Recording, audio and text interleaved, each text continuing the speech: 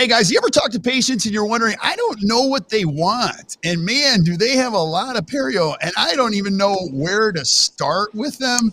Well, if you've ever had that thought in your head, I have the greatest treat for you today. We have Dr. Sam Lau, who's going to be talking about that very thing. What are the 5 things that patients really want? And how can we help them make better decisions for themselves in the Best Practices Show? Stick around. You're going to love this.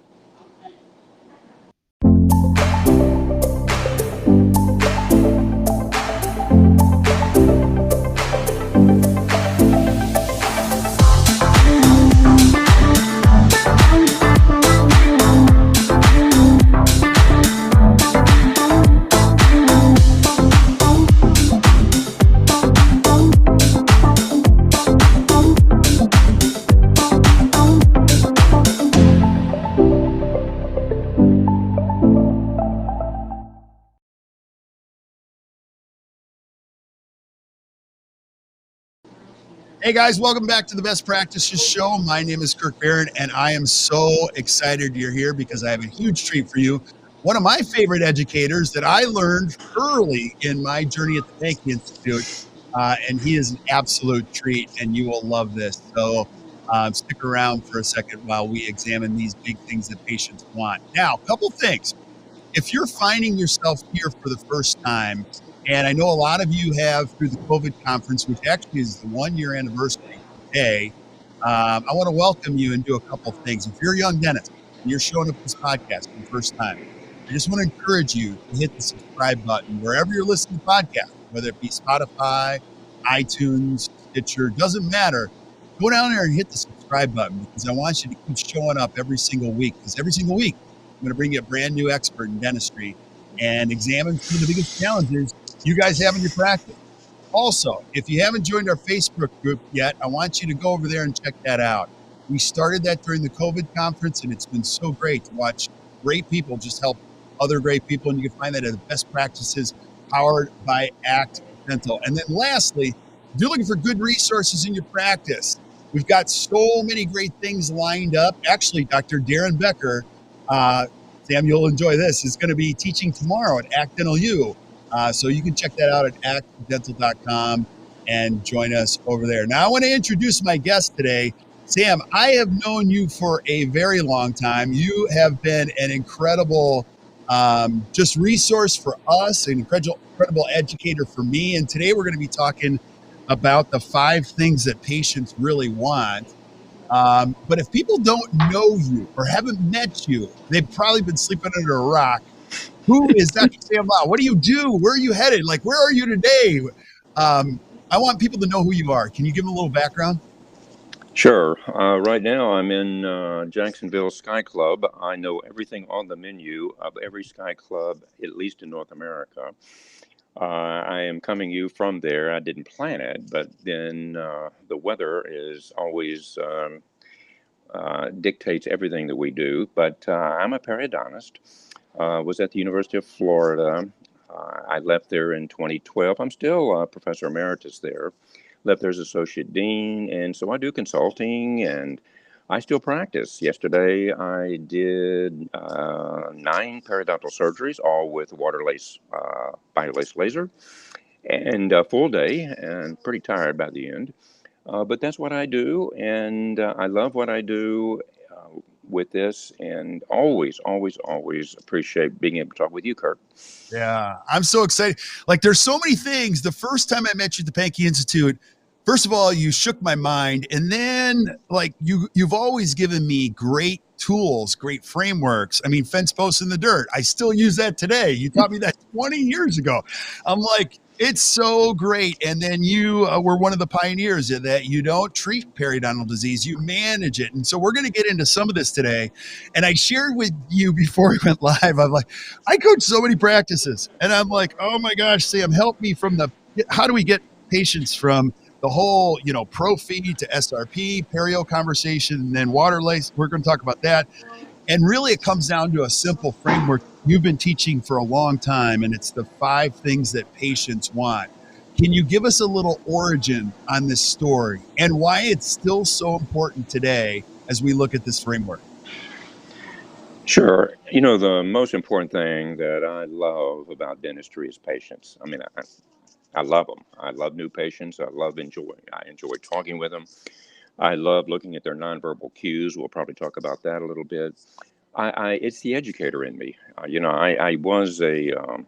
taught high school biology before I went to dental school, and my plan was never to be an educator after that. It was to make money in Houston. However, it's just in my blood. My dad was a coach, my mom was an English teacher. I love changing folks for the right reasons. When I listen to patients, and I'm still listening to patients, like I listened to 10 patients yesterday. When I listen to patients, I realize that what you mentioned, Dr. Pankey always talked about when a patient comes in, don't expect them to want everything. I mean, their knowledge base is based on what? Some blogs, USA Today, Reader's Digest. So why should they know anything? Your job is to get them from below the line to above the line. When I begin to talk with them, I realize, what do they really want? Now, I know this is going to sound a little crass, but this is basically what they want. First of all, they don't want to hurt. And if you hurt them, I promise you, they're going to get on Yelp and they're going to kill you. You can't hurt them. That's why I love teaching local anesthesia to dental hygienists. Number two, they want to look good. I don't care if they have no money. They expect to look good. They expect to look fantastic. We're selfish. That's what we want. Number three, sorry, they don't want to pay. They are so ingrained with medical insurance where they pop a card down.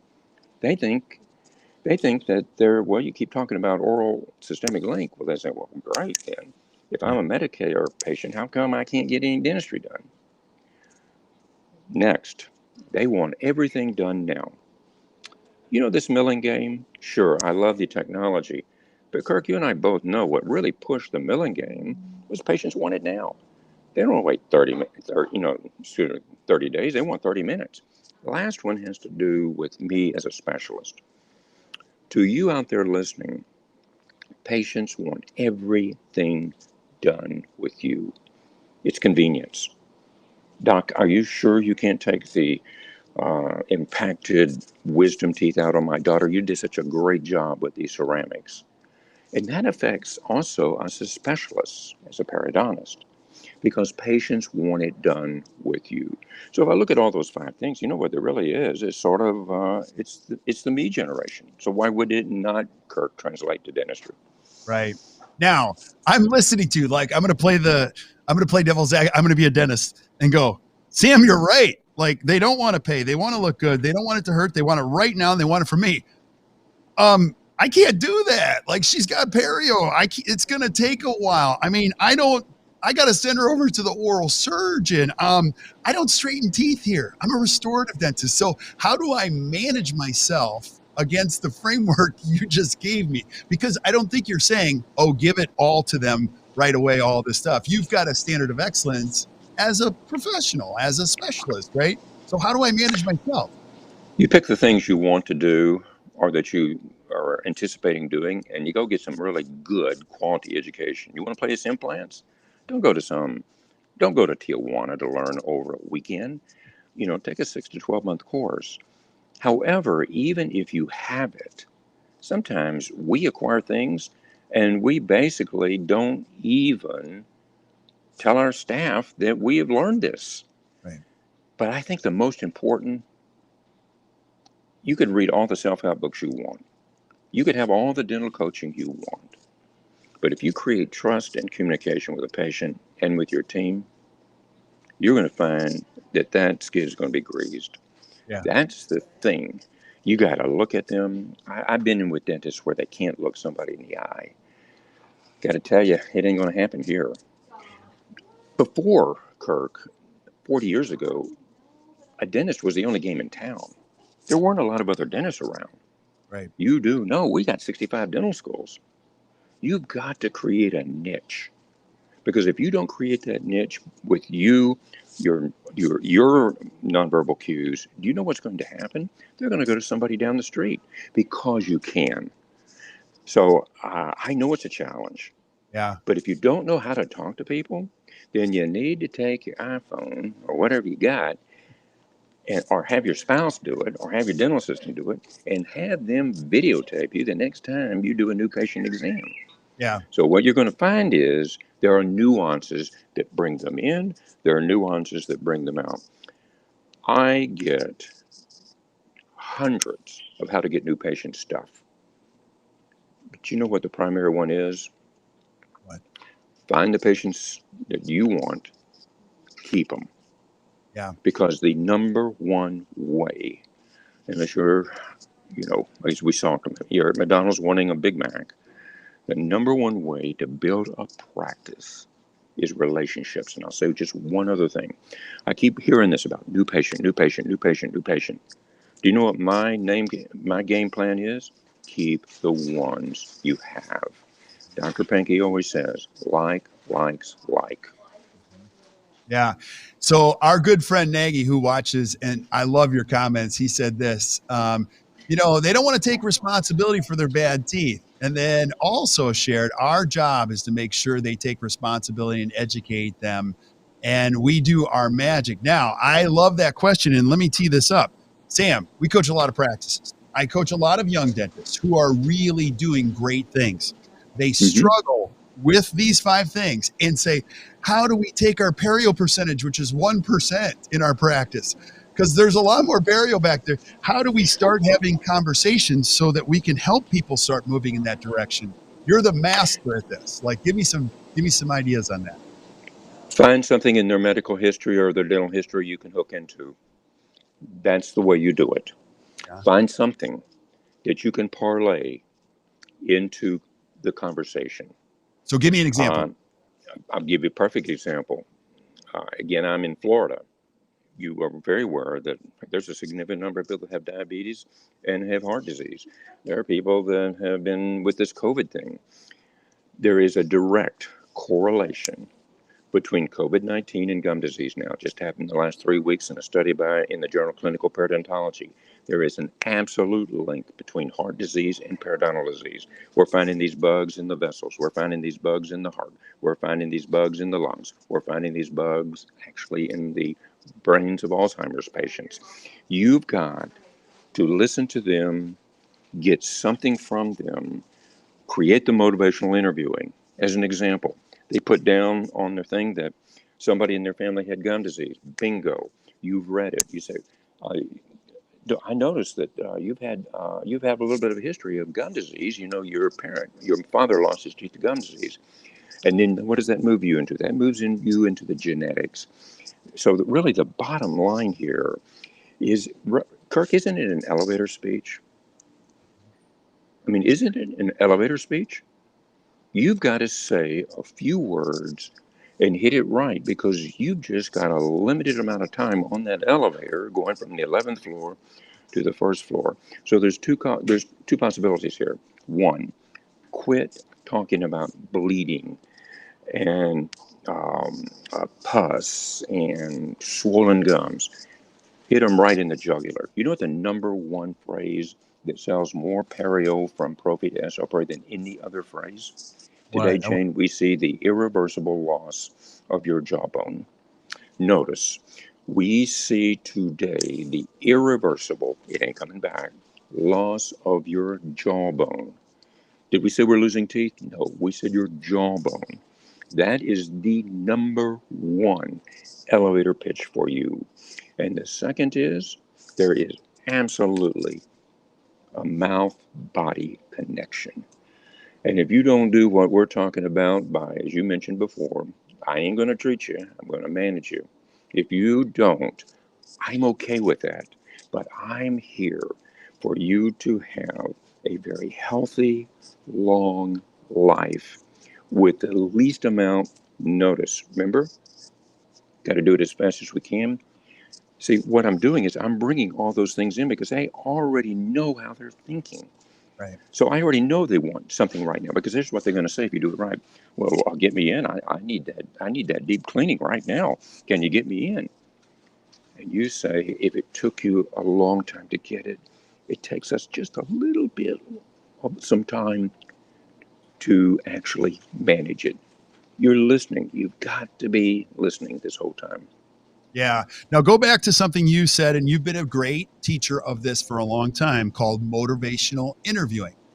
And explain, because you're doing a little bit of it, but there are some young dentists on here that are watching, like, what is motivational interviewing and why is it so important to connect with a patient Well, when you speak like that?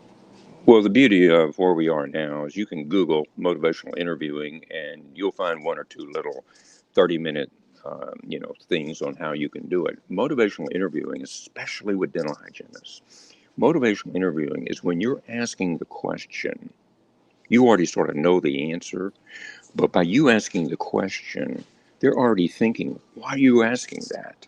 And it also brings them into the conversation. Everything. You should not be telling them what they need. You should be telling them what you think they want. Then you can come in and tell them what they need.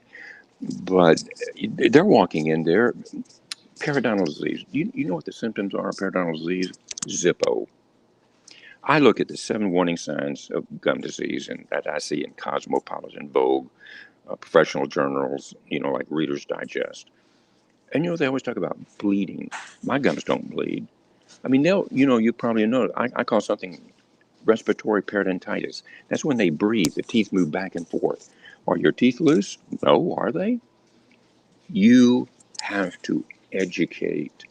You know, if I was going to be reincarnated as a dentist, Kirk, I'd come back as a endodontist Why? on Friday afternoon. Okay. Why? Do you ever see a patient? Do you ever see a patient say, "Well, I'm talking with my husband over the weekend. See if I really want to have that root canal." They've been up 3 nights in a row. They're ready to shoot themselves. Perio's not like that. Mhm. You've got to educate perio. When they've got a hole in the back of their tooth, and every time they eat something cold, it shocks them. That's an easy sell. Right. Perio is not like that. You got to educate. But once you educate them, they're yours for life. And if you look at overheads, because I'm very aware of overheads, I'm very aware of return on investment. Your number one procedure in your practice, as far as frequency goes, is prophylaxis and periodontal maintenance. That's your residual. I hope most of you on this call know what we mean by residual.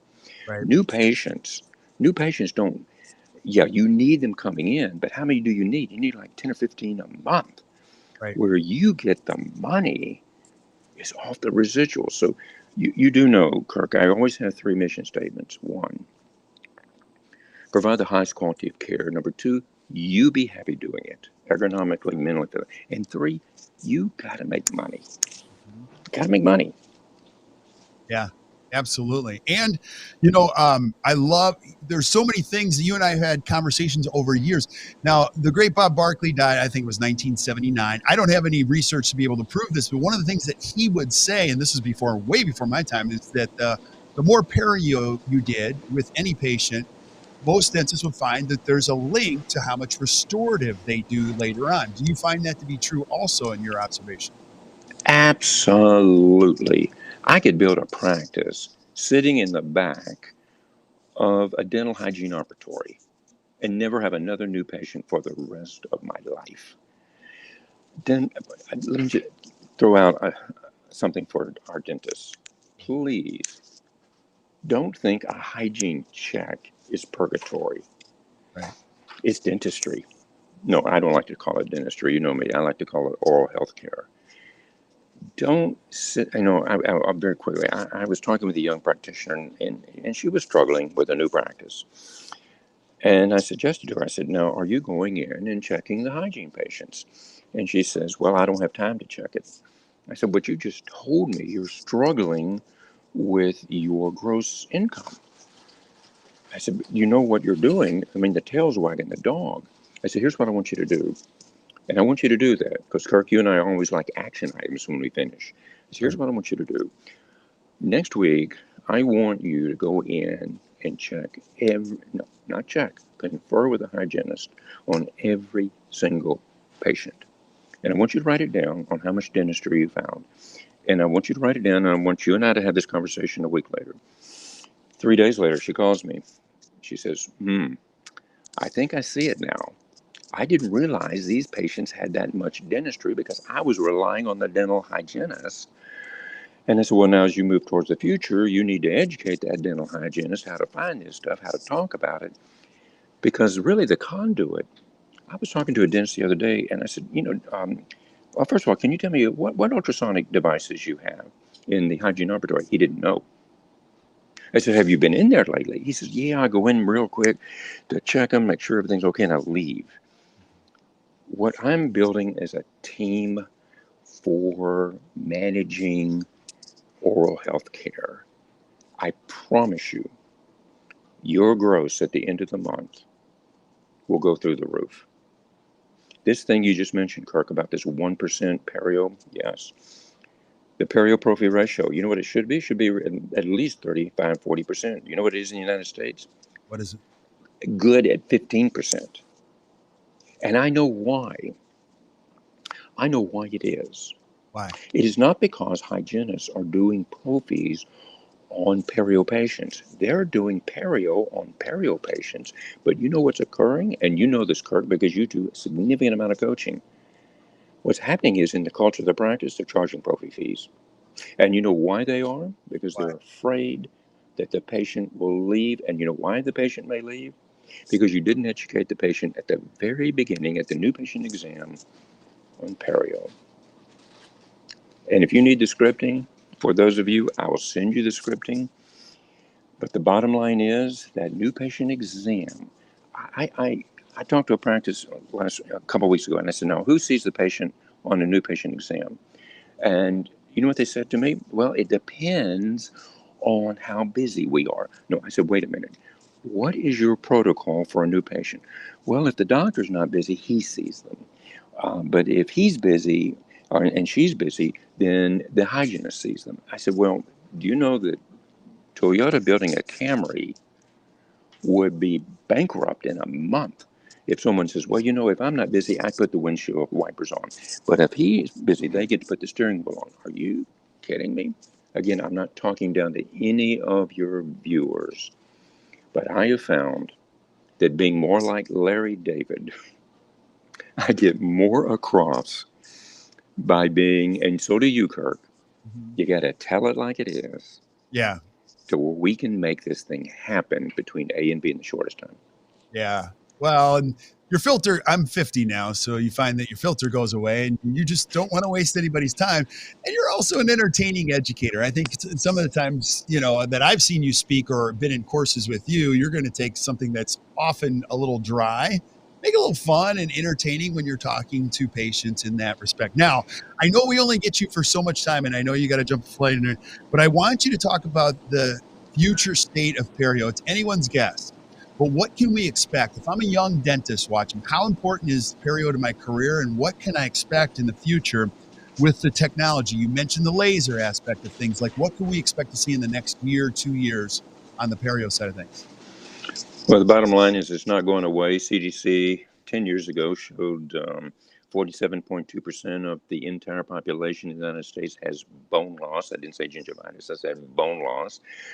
If you're a young practitioner out there, whether you're a centennial, millennial, Xer, or baby boomer, it is technology. We can do flap osseous periodontal surgery for moderate to severe periodontitis with no sutures, no blades, and get the exact same result as what we did traditionally, now with such things as lasers, like an erbium chromium Y2G water lace, biolace laser. It doesn't have to be that one, but if you're looking to go to the next, because here's where you were. Some of you have finally got a good talk track from Prophy to SRP. You send patients to periodontists, 50% of them don't go. Then what do you do with them? Well, first of all, you're leaving money on the table. Two, you're really not taking care of them. So I'm encouraging you that don't think periodontal surgery is like you saw in dental school. The number one, there's two primary technologies that are occurring in perio right as well, actually three, but let's talk one. One is laser for you as a dentist, laser for your hygienist, for laser bacteria reduction and laser-assisted periodontal therapy, it is laser. And now there are great courses out there. The laser costs have come down. If you want to do perio, you've got to have a laser and a laser for your hygienist. Only 7 states in this country do not allow hygienists to use a laser. Secondly, I want to do a shout out for what's called glycine erythritol air medicinal delivery.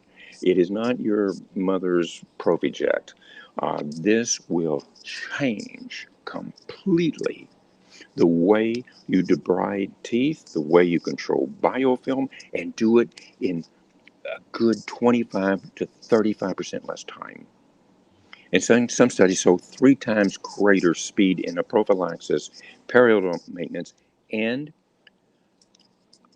one quick thing. You do know there's an epidemic of implant disease out there. Yes. We're now up to thinking that 1 out of 5 implants are lost. I don't want to see any more lost.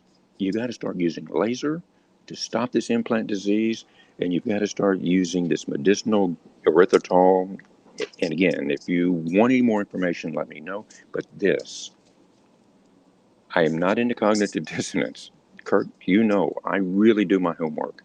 These 2 things are going to change the way we do perio.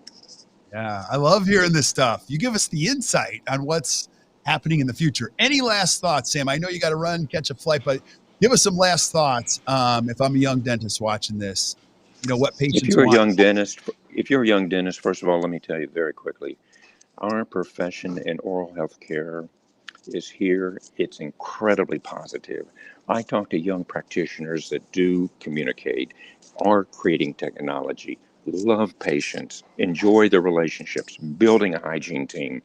So don't let anyone tell you that our profession, as you know, with Wall Street Journal, we're like number 1 or 2. But you've got to be happy doing it. And what I would suggest to you, I know this is going to sound a little, I don't know, canny. You start loving your patients, you, my friends, are going to be very, very successful. Every single patient. Love them like your family, and you are going to do exceptionally well. I would second that. Very well said, my friend. Yeah, so awesome. I want to have you back and talk about the drop off in the referral process. You know, some insight in that. That's a big hole. You bet.